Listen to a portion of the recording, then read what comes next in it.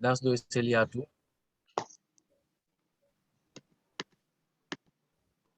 Oui, Ça. merci. Et aussi, S voilà, et aussi SMGQ. MFGQAD. OK, M comme master, F comme Farel, OK, G comme gestion, OK. Merci. QAD. Voilà, avec ce modèle, vous pouvez vous en servir et ce sera beaucoup plus efficace. Mais là, je peux dire que c'est un fichier très efficace. Et toutes les questions que j'aurais voulu poser, il y a M. Nonu qui les a déjà posées. Merci. Et sur ce, mon souci en est que, vu que nous sommes une entreprise qui évolue dans le stockage, la livraison et tout, les zones transit, donc on voudrait créer des fiches de ce qui nous permettront d'avoir un suivi pour chaque client qui a son matériel dans notre entrepôt, les e-commerçants qui travaillent avec Jumia, de pouvoir savoir à temps réel le niveau de leur stock sans pouvoir voir le niveau de stock des autres clients. D'accord. Donc, vous voulez la possibilité d'avoir les différents niveaux de stock par dépôt, c'est bien ça? Ouais, pas de dépôt et pas de client. Parce qu'on doit leur OK. partager le fichier qui leur permettra de savoir le niveau de leur stock pour ne pas Mm. passer leur commande parce qu'ils travaillent avec la plateforme Jumia. Si cela est bien possible, on peut travailler sur ça parce que nous avons aussi une équipe IT qui fait tout. OK. On a bien noté vos préoccupations. Merci beaucoup. Mhm. Euh, En fait, pour ces fichiers, on n'est pas vraiment, on n'a pas poussé en fait la gestion de stock proprement dite. Parce qu'on se dit c'est un Ouais, fichier qui peut être utilisé par tout le monde. Un gérant de magasin de vêtements, par exemple, peut utiliser ce fichier. Donc, il n'a pas forcément besoin de plusieurs dépôts. S'il y a un seul dépôt, donc du coup, on va donner la possibilité à tous ceux qui désirent acquérir le fichier de façon complète de modéliser le fichier comme il veut. C'est-à-dire, il va faire un cahier des charges et on va implémenter tous ces différents éléments. ouais, super. D'accord. Oui, c'est bon, ça me va. Et donc, après la session, j'aurai juste à écrire un mail pour vous faire part de mes contributions et tout. Mais sur ce, je salue votre initiative parce que c'est une très belle chose qui a été bien développée. Merci, Doussa, merci. Et merci à M. Aristide. Merci également, tout ça. Allez, merci, mon cher. Je suis très content d'avoir fait votre connaissance. Pas de souci. D'accord. Donc Merci. là, on a perdu quelques de nos participants, mais je pense qu'il y a M. Emmanuel qui est toujours en ligne. Ouais, Voilà. oui, je suis Donc, revenu. OK. Donc, c'est un souci technique. En fait, la plage que j'avais définie là est déjà atteinte. Donc, le truc avait déconnecté. Et OK. donc, Et donc, comme on le disait, pour les retours et les dépôts, nous, ce sont des trucs qu'on va ajouter. Mais déjà, comment mouvementer déjà avec l'outil qu'on propose? Alors, lorsque peut-être on va faire une sortie de 200 unités d'un produit vers un magasin et que c'est peut-être 195 qui vont arriver au magasin et il y aura 5 avaries, nous, on peut annuler le mouvement de cet outil et refaire une autre sortie de, de 195 unités et de faire une entrée, puisque de faire une entrée de 5 unités et de mettre une désignation qui permet de savoir que ce produit-là ne sera pas utilisé comme comme on va dire, comme un produit qu'on peut vendre puisque c'est une avarie et annuler en fait le produit. Donc, de telle sorte qu'on puisse voir Oui, mais le mouvement du produit, mais on ne va pas le prendre en compte dans les calculs de nos données, en fait. Aristide, Oui.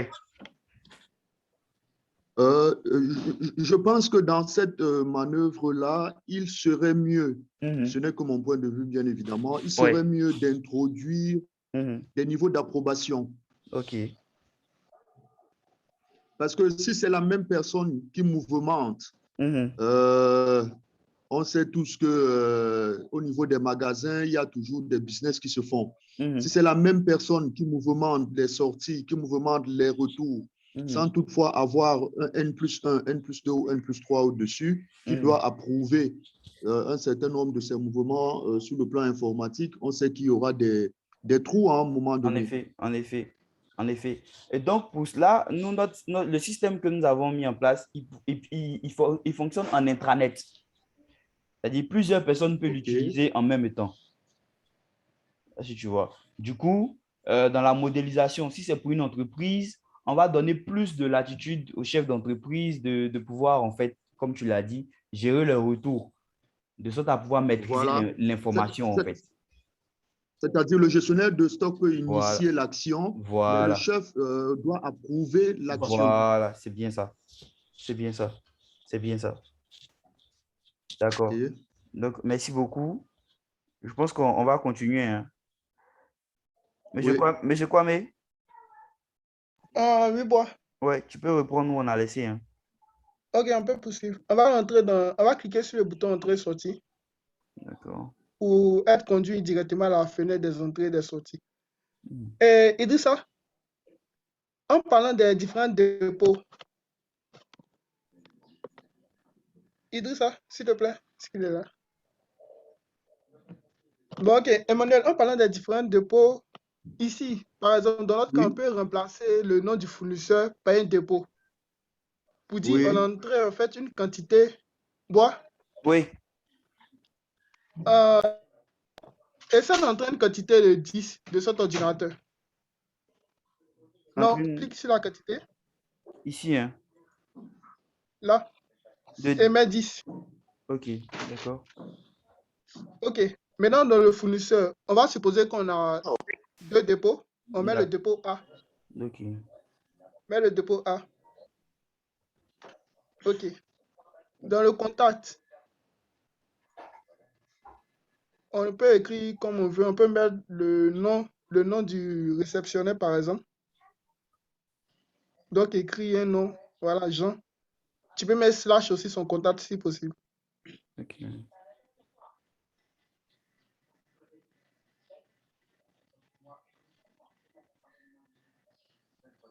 Ok.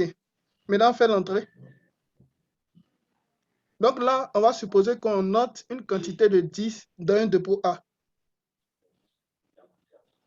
Ok. Tu peux consulter la liste des entrées. Pardon. Mon truc là qui a fermé. Okay. Excusez, il y a mon outil qui a fermé.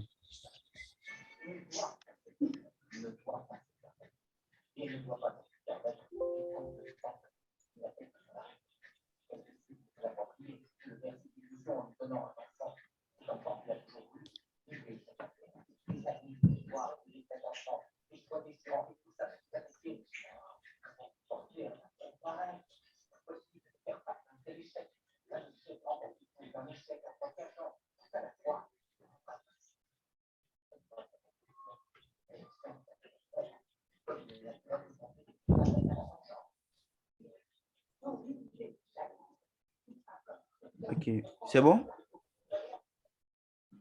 On ne voit pas ton écran. D'accord, laisse-moi... Oui, partager, pardon.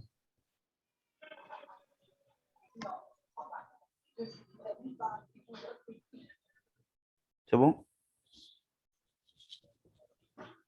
Oui. Ok. Oui, c'est bon. D'accord. Donc là, consulte la liste des entrées. Ou encore la base de données, peu importe. Non. Mon ordinateur s'est fermé, je pense, et l'outil Donc, n'a tu pas dois été refaire remis. Donc, l'action, c'est ça? on va reprendre, oui. Ok. Donc, tu dis qu'on met 10. Oui. On met 10. On met dépôt A. Oui. Dépôt A, et puis le réceptionneur s'appelle Jean. Ok. H. Okay. Donc, vas-y, fais une entrée.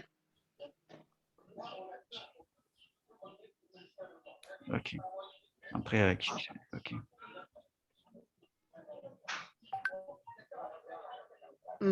Appuie fin. Consultant la liste des entrées. Oui, consultant. Voilà. Là, on voit qu'on a fait une entrée dans notre dépôt A. En fait, cet aspect-là peut nous permettre de gérer les différents mouvements de stock. Entrée, sortie. Au lieu de mettre le nom d'un fournisseur, on peut choisir d'entrer le nom du dépôt. Ouais, ouais, je pense que Emmanuel, je pense que ça résout ça aussi résout le problème, ouais. le problème. OK. Donc là, on a mis dépôt A au lieu d'un OK. fournisseur. Mhm, Donc, on a transféré 10 quantités de notre article dans ce dépôt. mhm, mhm. Donc, ici, je pense que le truc, c'est comme on le dit là, on l'adapte en fonction du type d'entreprise. Si c'est ici le fournisseur, le nom fournisseur qui gêne, on change le nom en dépôt. Donc, si c'est pour une entreprise, une gestion en interne, pour un gestionnaire de stock dans une entreprise de production, on sait que soit il cède à la Oui. production ou encore il cède à la qualité. Voilà. Donc, il cède soit à la production ou à la qualité. Et là, on peut définir les OK. différents dépôts, c'est-à-dire il cède soit au dépôt A ou bien au dépôt production et au dépôt qualité. Là, on maîtrise tous ces mouvements en interne. Donc, on change la désignation juste. Au lieu de mettre fournisseur, on va mettre dépôt. Et lorsqu'il y aura un mouvement, c'est-à-dire de sortie, il va également mettre le mouvement. Donc, je pense que c'est adaptable, comme on l'a dit, hein. On l'adapte à tout type d'entreprise. Il suffit juste des désignations qui changent OK. et tout. Et puis, bon, là, ça passe, quoi. D'accord. Mhm. Mais je crois, mais on peut continuer, hein. Oui, voilà. Mhm. Donc là, on va essayer de faire maintenant une sortie Mhm. de l'article. Bon, on va sélectionner l'article 2 cette fois-ci. L'article 2, OK. OK, donc on va faire une sortie de moins 15. Donc, ici, il faut dire qu'une sortie, on sait toujours que c'est un débit du stock. Donc, il faudrait toujours l'accompagner d'un signe moins. Vous allez voir que si, par exemple, je mets 15, l'action ne va pas s'exécuter parce que vérifiez que vous avez entré une quantité négative puisque c'est un débit du stock. Voilà. Donc, OK. on va entrer le signe moins et on va faire 15. Maintenant, les différentes désignations. Le client, je vais Ça va mettre, se mettre un autre dépôt. d'accord, Donc, on va faire sortir des articles dans un. Voilà. dépôt, Dépôt C, par exemple. OK. OK. Et fait la sortie. Je vais mettre le nom peut-être Michel. Et ça,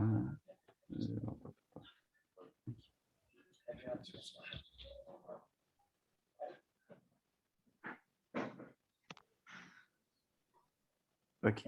Donc, on me dit sortie effectuée avec succès. OK.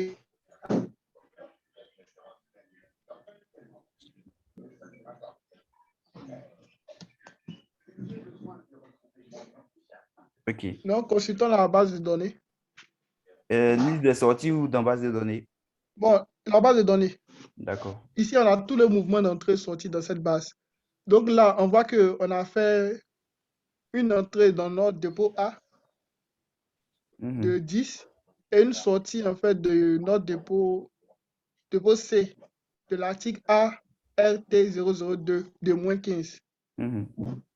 Donc, cet aspect-là peut nous permettre de régler le souci de dépôt. Emmanuel, vous êtes d'avis avec nous? Je n'ai pas bien compris. Je disais que la base de données nous a permis de retracer nos différentes entrées et sorties, les mouvements de stock qui ont eu lieu. Et au lieu de mettre des noms des fournisseurs, on a plutôt utilisé des dépôts. Oui, oui. Là, on a une sortie d'une quantité de 15 pour le dépôt C. De 15. Oui. Comme vous le voyez, le client Bozomi C, c'est-à-dire on a transféré de notre stock initial en fait au dépôt C, une quantité de 15. Oui. Donc cet aspect-là, pour moi, je pense que ça résout un peu le souci de dépôt. Dépôt, oui. C'est juste des désignations qu'il faut mettre. OK. Et puis, on peut même figer, en fait. On peut déterminer des listes déroulantes, c'est-à-dire c'est une gestion externe. Comme vous vous dites, vous avez, je crois, près de 10 dépôts chez vous, hein, c'est ça, si je comprends bien. 8, pour être plus Vous avez précis. 8 dépôts, OK. Donc, on fait une mobilisation sur la base des 8 dépôts, de sorte à ce que l'utilisateur de l'outil ne puisse pas entrer une autre désignation hormis les 8 dépôts. Les 8 dépôts, effectivement. Voilà. Donc, on le fait comme cela. Et lorsque l'individu va saisir, il n'aura que pour choix les 8 dépôts. Et après, si le gestionnaire des stocks, donc si vous êtes le responsable achat et que vous voulez faire des analyses, vous pouvez facilement en fait vous retrouver par dépôt plutôt. Je ne sais pas si on se comprend. L'idéal ici étant aussi de pouvoir voir les quantités par article et par dépôt, si Oui. c'est possible. Oui, c'est ce que je pense Djibril avait dit. Oui. En bois. Mhm. Ok, on va retourner dans la politique de stock. Elle va nous permettre d'avoir la quantité réelle par article. D'accord. Par article et par dépôt, si c'est possible. Oui, après, on va implémenter le niveau de dépôt. Pour l'instant, c'est par article qu'on peut vérifier cela.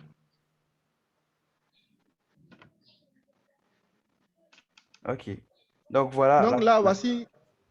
La Ok, politique. vas-y. D'accord. Donc, voici la politique de stock. On voit bien qu'il y a 3 articles qui ont été enregistrés. Article 1, article 2, article 3. Donc, pour l'article 3, on a les différentes informations qu'on avait mis ensemble, ordinateur, HP et informatique. La quantité initiale qu'on avait définie, qui est de 34. On a fait une entrée de 310. Je pense que c'est ça. Hein? Oui, c'est cela. On n'a pas effectué de sortie pour cet article. On n'a pas effectué de sortie pour cet article. C'est plutôt pour les cahiers, on a fait une sortie. Voilà. Voilà. Du coup, on voit bien que la quantité, la désignation ABC nous dit que pour cet article-là, on est en catégorie C. Et en fait, le niveau de stock que nous avons, qui est le stock actuellement, le stock disponible qui est de 344, il correspond à un stock de sécurité. OK. Je ne sais pas si on se comprend. Oui. Donc, on a fait de telle sorte que les calculs puissent se faire derrière, de sorte à ce que le niveau de stock qu'on a, c'est-à-dire le stock disponible qu'on a, puisse nous donner un message d'alerte. D'alerte. Okay. Voilà. Et par derrière, nous, on va prendre les actions, puisque nous, on est des experts en supply chain logistique. On va prendre des actions pour pouvoir mettre le stock à niveau. C'est le stock de sécurité, mais est-ce que ça intègre également les taux de couverture? Oui, bien évidemment. On a ici on a le taux de rotation qui est ici. OK. Donc, normalement. Et la moyenne de conso? Oui, le stock moyen qui est ici. Donc, normalement, le stock moyen, on devrait permettre à l'utilisateur de l'entrer manuellement. Manuellement? Oui, okay. Puisque le stock moyen, c'est en fait la moyenne des ventes sur des données historiques, oui. sur la base des données historiques. Hein. Voilà. Est-ce qu'on se comprend? Oui. Voilà. Sur la base de vos données historiques, vous définissez un stock moyen. Donc, il faudrait qu'il soit figé de telle sorte qu'on puisse avoir le stock de sécurité, le stock minimum, le stock d'alerte et le stock maximum également figé. Voilà. Donc, lorsque là, c'est figé, tous les mouvements de stock qu'il y aura, avec ces données figées-là, on aura les messages d'alerte en fonction. Mais là, la version test qu'on a, on a un stock moyen qui n'est pas figé, c'est-à-dire qu'il est directement rattaché à nos formules, à nos entrées et sorties. Donc, ce qui fait qu'à chaque fois qu'on fait des entrées et des sorties, il recalcule en fait les niveaux de stock pour donner un message d'alerte. Ce qui n'est pas normal en fait. Voilà. OK. Donc, bon, Aristide, je vais un peu sortir du sujet, juste un peu, parce qu'on a un autre souci actuellement. Monsieur Kwame nous écoute? Oui, je vous écoute. Voilà, on a un autre souci actuellement. Alors, on a des articles pour lesquels on connaît la consommation, on connaît les délais de réapprovisionnement, sauf que c'est des articles lorsqu'ils rencontrent des pics de consommation qui sont notamment dus à des promotions que nous faisons ou parfois à des surcommandes. Ça crée d'énormes soucis au niveau des stocks. Expliquez les soucis que vous avez. Alors, le souci qu'on a, c'est qu'on a plusieurs articles où depuis quelque temps, on est en rupture D'accord.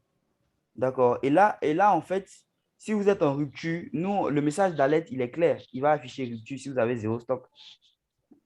Voilà. Mais maintenant, le problème, la rupture, elle est là, on la constate. Mhm. Maintenant, le problème pour gérer cette rupture, c'est quoi? Je prends le cas d'un article A. Mhm. On sait que cet article A, on le consomme généralement, je dis n'importe quoi, 10 par mois. Mhm. On en a 40 en stock. Donc, Mhm. normalement, ça fait 4 mois. Mhm. Sauf qu'au cours du mois, on a des surcommandes. Mhm. Ou alors, on a une promo qui est Mhm. lancée. Vous savez, le manager, le DG, lui, n'est pas là pour savoir ce que vous avez en stock forcément. Lui, en fonction de sa stratégie et tout, il peut vous Mhm. sortir une promo à tout moment. Mhm. Mhm. Donc, quand on a des promos sur ces articles, ce qui fait que le pic de consommation monte. Mhm. Oh, c'est des articles où des délais de réappro sont parfois de 2 à 3 mois. Mhm. Alors, comment est-ce qu'on peut gérer ce genre de problème? C'est-à-dire des articles où on a des pics de consommation spontanés. D'accord. OK. D'accord. Donc, Ok, merci Emmanuel. d'accord. Je dis Moi, que oui. OK. Donc, ok, moi, pour je ma pense. part, je vais partir. D'accord. Faut répondre. Ok, Après, je vais ajouter quelque chose. pour ma part, je pense que pour gérer ce problème, on peut aller dans paramètres et modifier simplement le délai de réapprovisionnement à soit 1 jour, 2 jours. Automatiquement, les calculs aussi vont s'effectuer. Mhm. En modifiant simplement le délai de réappro. Oui, au lieu de 2 mois, on peut le réduire selon les tendances du marché. OK. Donc, moi, ouais, c'est une solution, pouvoir modifier, mais je pense que derrière, c'est aussi un problème de planification. Est-ce que vous avez des planificateurs chez vous? Planificateur en matière d'appro. Oui. Oui, oui, on a un planificateur, sauf que lui-même, pour le moment, il est dépassé par, excusez l'expression, mais il est dépassé par les événements un peu. D'accord. Et est-ce que vous avez un planificateur de la demande? En termes planificateur de la demande, Oui. non. Demande Voilà. sur le plan commercial, non. Mais on a un planificateur de la demande sur la production. D'accord. Donc, moi, je pense que le problème vient de C'est-à-dire, là. lui, il peut évaluer la consommation de la production sur les matières premières. Mhm. Sauf que la production, elle est parfois en surconsommation de ces matières premières en Mhm. fonction des mouvements que le marché connaît. Mhm. D'accord. Donc, Donc, vous moi, aurez par exemple une matière qui le consommait, je dis n'importe quoi, 50 kilos tous les mois. Et mhm. vous avez un mois où vous voyez qu'il a consommé 180 kilos Mhm. sur cette Voilà. matière-là. OK. Donc, moi, je pense que c'est un problème de planification, puisque vous avez un planificateur de l'approvisionnement et de la production, mais vous n'avez pas un planificateur de la demande. Bien évidemment, De la demande, oui. voilà, la demande également doit être tracée. Est-ce que vous voyez? Nous, par exemple, Oui. moi, étant planificateur de la demande à la NBCI, Nouvelle Brasserie de Côte d'Ivoire, j'arrive Oui. à suivre l'évolution des ventes et j'arrive en fait à challenger les ventes. Est-ce que vous voyez? Donc, vous devez avoir un Oui. planificateur qui va vous permettre en fait de maîtriser les prévisions. Voilà, de maîtriser les prévisions de la demande. Est-ce que tu vois? Et ça, dans la première version que nous vendons, nous offrons une formation en planification de la demande et de l'approvisionnement. Voilà. D'accord. Donc, par derrière, ce n'est pas vraiment peut-être que vous avez déjà un SAP qui vous permet de gérer le stock, mais il y a la formation qui va avec. Est-ce que vous voyez? Oui, Voilà. je pense effectivement que c'est un problème de planification qu'on a Voilà. actuellement. Voilà. Donc, comme même vous avez dit, vous avez énoncé les pics de consommation.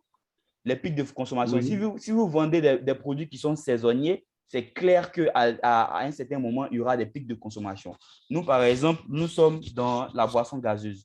et nous vendons de la boisson gazeuse. Donc, vous comprenez avec moi que dans les périodes de fête, ce sont des périodes hautes. Oui. Et ce n'est pas en période de fête qu'on va préparer en fait cette période. On la prépare bien avant. Oui. Bien avant. Est-ce que vous voyez? Voilà. Donc, quand Oui. vous me dites que vous avez une consommation moyenne de 10 articles par mois et que vous vous retrouvez à consommer 40 en un mois, ce qui vous fait une rupture sur près de 2 mois, je vous dis que c'est un problème de planification. Et parfois également, la planification, ça peut ne pas être un problème de planification, mais ça peut toucher aussi à la finance. Parce que l'entreprise n'a pas assez d'argent Oui, pour effectivement, faire parce que voilà. Je vous écoute. oui, justement, parce que vous avez énoncé quelque chose au début, vous avez dit il y a souvent la guerre entre les gestionnaires de stock et les financiers. Parce que l'autre souci aussi qu'on a, c'est que on ne voudrait pas aussi stocker beaucoup de marchandises. Vous savez, Voilà. c'est de l'argent immobilisé. Voilà, en effet. Donc, il y a également ce souci avec des financiers qui vous disent ben, il ne faut pas consommer des matières qui viendront rester en stock pour 6 mois, même si vous pressentez qu'il y aura des pics de consommation. Voilà. En même temps, c'est des pics qui naissent du jour au lendemain et vous avez un souci au niveau des réapprovisionnements. Voilà. Donc ça va au-delà de la gestion des stocks. C'est plus un volet planification. Mais un bon planificateur doit maîtriser les stocks. Parce que sans maîtriser les stocks, tu ne peux pas prévoir en fait des pics à un certain moment de sorte à pouvoir harmoniser et tout faire optimiser les stocks. Donc, nous, dans cette offre que nous présentons, nous vous donnons une formation en planification de la demande et de l'approvisionnement. Nous travaillons sur votre module de sorte à pouvoir vous sortir un modèle adapté à votre système. Voilà. Donc, c'est un peu ça en fait. C'est un peu ça. Donc, c'est vrai qu'on peut ici, selon le modèle que nous avons conçu, changer les délais de réapprovisionnement. Mais à chaque fois qu'il y aura des pics, on ne va pas venir changer les délais de réapprovisionnement. Sinon, on change nous-mêmes les standards qu'on s'est édictés. On s'est fixé. Voilà. Entends, si à chaque fois on change les standards, comment on va se mesurer en fait à la fin de l'année? Comment on va dire qu'on a été bon à 70% ou à 80% si on a passé tout le temps à changer les standards? Est-ce que tu vois? Donc, le problème ici, c'est de faire une bonne planification sur toute l'année. L'horizon de planification est de 18 mois. Donc, déjà, c'est 18 mois, ça fait 1 an, 6 mois. Avoir une vision sur 1 an, 6 mois de toute votre demande, de toute votre production et aussi de tous vos approvisionnements. Oui, parce que le souci qu'on a actuellement, on est soit en surstock sur certaines matières, soit on est en rupture sur d'autres matières. Voilà. C'est ça le souci actuellement. Et votre couverture maximum est de combien de mois, je vais dire? On a des matières où on est à 3 mois, des matières où on est à 4, d'autres où on est à 6. Alors là où on est en surstock, on va se retrouver à 8-9 mois. Je vois. D'accord. Donc, tout ça, comme je l'ai dit, hein, pour une matière où le délai de réapprovisionnement est de 2 mois, vous ne pouvez pas stocker jusqu'à 8 mois de stock. Ça, c'est clair que les acteurs de la finance vont vous bombarder. Quand vous partez en réunion, ils vont vous bombarder. Ça, c'est clair. Est-ce que tu me comprends? Puisque l'argent, l'argent, à chaque fois, il doit être utilisé pour pouvoir réapprovisionner, pour pouvoir, voilà, peut-être l'entreprise a d'autres projets et tout ça. Donc, on ne peut pas immobiliser l'argent dans les matières, en fait. Ça, c'est un gros problème. Donc, je pense que le problème ne se situe pas au niveau de la gestion des stocks seulement. Le problème va au-delà et se trouve au niveau de la planification. Il va au-delà, effectivement. Effectivement. D'accord. D'accord. Donc, je pense qu'on va continuer et je pense qu'on va vous prendre à part pour pouvoir mieux discuter de cela. OK. D'accord. Donc, monsieur Awi, on peut continuer. OK, merci beaucoup pour... OK. Donc, on va revenir dans le bouton d'accueil. Voilà. Ici, on avait vu la politique de stock. Aussi, il y a un tableau de bord en fait qui vous permet de déterminer votre chiffre d'affaires de façon automatique, vos quantités vendues, etc. Donc, on va cliquer sur le tableau de bord. Donc ici, on voit que notre valeur du stock total est de, voilà, est de 115 milliards. Le chiffre d'affaires, on a le total d'articles en stock, on a les différents bénéfices réalisés, le nombre d'entrées et de sorties que nous avons effectuées au cours de cette période. Nous avons aussi le stock moyen et le taux de rotation. Enfin, juste à l'extrémité gauche, on a les quantités disponibles par catégorie. La catégorie informatique en a une quantité de 920 et en autre, on a une quantité de 10 083. Aussi, il y a une classification ABC de nos différents articles qui est représentée juste à droite. Voilà. Donc, vous conviendrez avec moi que l'article numéro 1 fait partie des articles, enfin, en fonction des mouvements qu'on a eu sur cet article, c'est l'article qui nécessite le plus d'engouement dans nos stocks, en fait. Donc, là, un article pareil, vous allez voir qu'on va consacrer plus de temps et plus d'énergie à ne pas, en fait, tomber en rupture sur cet article-là, parce qu'il va constituer près de 80% en fait, de notre chiffre d'affaires. Donc, vous conviendrez avec moi que ici, directement dans la politique de stock, si on vient sur l'article 1, vous allez voir un peu. Voilà, vous voyez qu'il fait partie de la catégorie A. Attends, on sait déjà que la catégorie A, c'est ça, quoi. C'est les 80% du chiffre d'affaires. Voilà.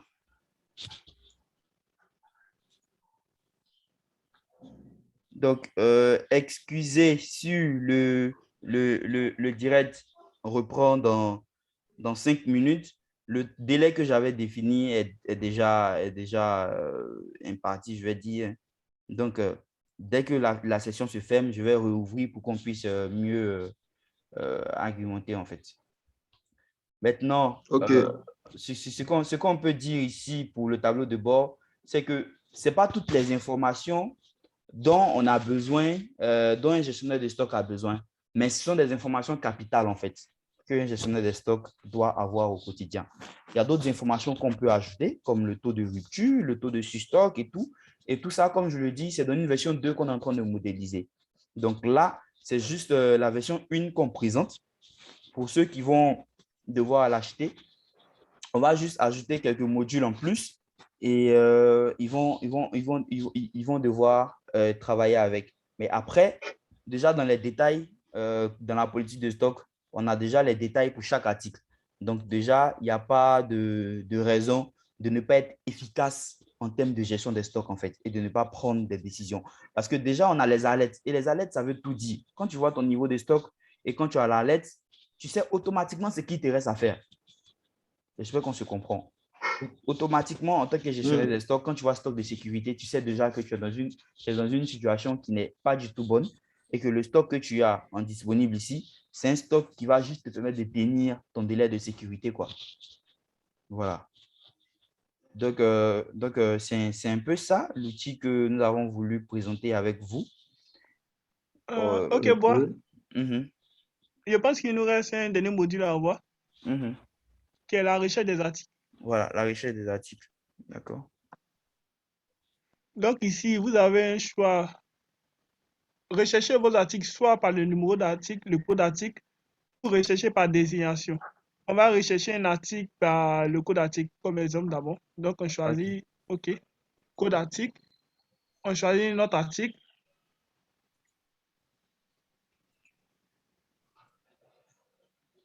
Et automatiquement, on voit que le prix de vente de cet article est de 3500. La quantité disponible à travers les entrées, sorties et tout est de 576. Et la description, il s'agit d'un stylo. Donc ici, les résultats sont déterminés aussi de façon automatique avec la quantité disponible en temps réel. OK. Choix de recherche. Qu'est-ce qui a été entré à choix de recherche? Je disais que vous avez la possibilité de choisir soit par le code d'article ou par le nom de l'article. Ah, d'accord, d'accord. Donc, bon, supprime, voilà. Ici, il a choisi ordinateur, par exemple. Et il va mettre la description de l'ordinateur. C'était HP. Elle est obligatoire lorsqu'on choisit une désignation d'article. Parce qu'on peut dire un stylo, mais il existe plusieurs marques de stylos. Donc, il faut préciser la description. Donc, bon, Ok. ici, il s'agissait de l'ordinateur HP. Mhm. Donc, tu montrais HP, où c'est rouge. Voilà, où ils ont mis la description. OK. Donc, ici, on met HP. Voilà, tu valides. Automatiquement, on dit ici que le prix est de 200 000 francs. Il nous reste 344 disponibles en stock. Oui. Donc, on peut vérifier dans la politique de stock bon, Ok. pour l'ordinateur HP.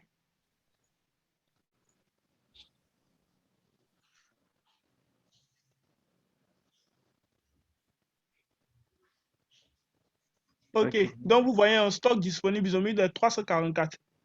Donc, on a eu de façon plus simple les différentes données en termes de quantité disponible, prix d'achat et description. Effectivement. Et on voit bien qu'il n'y a eu aucune vente. Donc, on a 0 sortie. Et le message nous a bien, nous l'a bien signifié. Hein. Aucune vente ici. Voilà, c'est cela. Hmm. Donc, si tu changes, en fait, on va prendre un autre article où il y a une vente. Ok. OK, non, voilà. OK, par article, on va choisir l'article 2, par exemple. Il s'agissait de quoi, pardon? Pour l'article 2. C'était, je pense, Bon, tu peux venir dans paramètres article, on va regarder rapidement. L'article 2, un c'était, cahier. bon, un cahier. OK. Hmm. Donc, on va écrire cahier.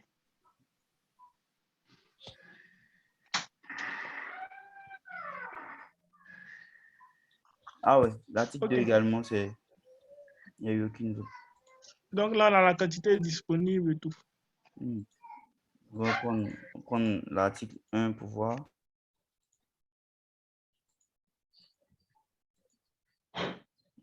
L'article 1, c'était quoi? Donc, la session va se fermer dans 1 minute. Je vais réouvrir pour qu'on puisse toujours suivre, en fait, ensemble. OK. Hmm. D'accord.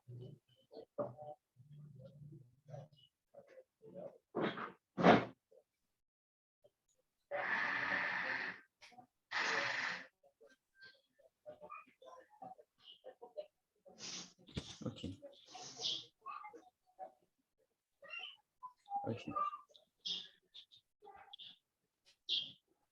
Donc, on a moins d'1 minute. Ça va se fermer et on va réouvrir. Bon, Oui. je pense qu'on a fait le tour. Ouais. Ouais, Donc, on va juste prendre les impressions dans la nouvelle session que tu vas créer. Pour ceux qui désirent avoir des modules complémentaires ou une personnification du logiciel à leurs besoins, ouais. on va prendre ça en compte aussi dans la session que tu vas créer maintenant. D'accord.